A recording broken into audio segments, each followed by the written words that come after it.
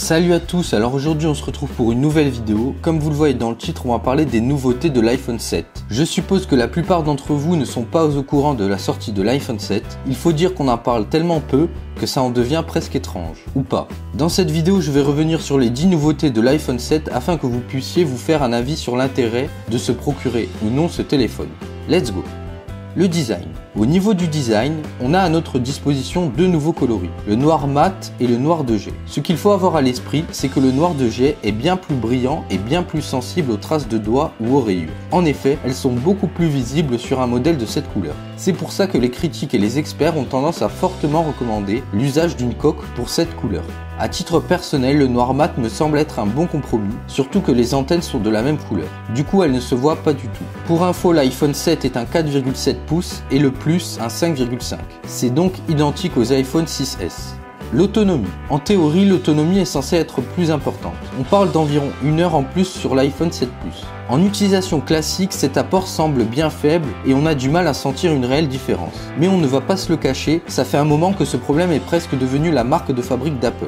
La performance. À ce niveau-là, Apple a intégré une nouvelle puce qui est censée être plus performante. On parle de millisecondes de gagné, donc j'ai du mal à voir le bénéfice qu'on peut en tirer sur une utilisation classique et quotidienne. Comme souvent avec les smartphones, le réseau est primordial. On notera quand même que l'écran a été amélioré vu qu'on a le droit à 25% de luminosité supplémentaire. La prise jack. Voilà ce qui a un petit peu fait le buzz. La fameuse prise jack disparaît. Mais rassurez-vous, Apple fournit gratuitement un adaptateur à brancher, mais du coup vous ne pourrez pas recharger votre iPhone et écouter de la musique en même temps. Il faudra choisir ou passer au sans fil. À titre personnel, je pense qu'ils ont fait le bon choix. Les casques sans fil, c'est la vie. Leur seul souci actuellement, c'est qu'ils sont moins performants et stables que leur homologue avec fil, ce qui freine considérablement la migration des consommateurs sur ce type de produit. Les AirPods. C'est l'une des nouveautés d'Apple. Ces écouteurs au design un petit peu atypique sont les remplaçants naturels de vos écouteurs classiques avec fil. Par contre, comme souvent avec Apple, c'est cher, pas loin de 200 €. Évidemment, il y a une reconnaissance automatique via votre iPhone de vos AirPods. C'est aussi un classique chez Apple. Par contre, ce n'est clairement pas un modèle adapté aux sportifs et notamment à la transpiration qui peut s'en dégager lors d'efforts physiques intenses. Le son stéréo.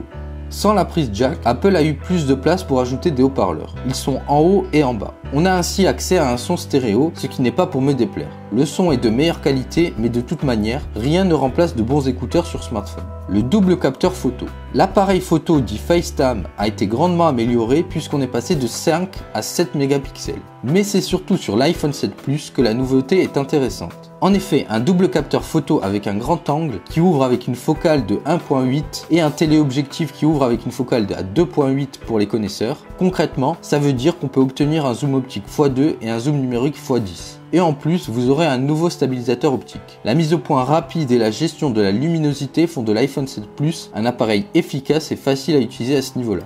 Le bouton Home. Le bouton Home n'est plus physique mais tactile. C'est quelque chose qui peut paraître anodin mais qui ne l'est pas tant que ça. Vous pourrez régler la sensibilité de ce bouton sur 3 niveaux, du plus sensible au moins sensible. Il faudra compter quelques jours pour s'y accommoder. L'étanchéité. Les iPhone 7 sont certifiés IP67. Ça veut dire qu'une immersion dans l'eau de 30 minutes à 1 mètre de profondeur est possible sans endommager l'appareil. Mais faites attention car la garantie ne prend pas en charge les problèmes liés au liquide. Vous trouverez pas mal de vidéos sur YouTube qui en font une démo. Je pense qu'il faut plus le voir comme une sécurité en cas de forte pluie, d'oubli dans la poche de votre maillot ou d'accident domestique, plus que comme une fonctionnalité stable et éprouvée. La capacité de stockage.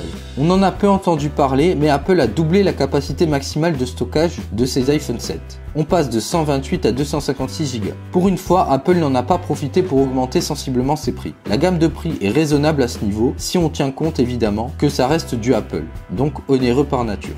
Voilà, c'est tout pour cette vidéo, j'espère qu'elle vous aura plu. Surtout, n'oubliez pas de liker et de vous abonner, ça me ferait extrêmement plaisir. Sur ce, à la prochaine.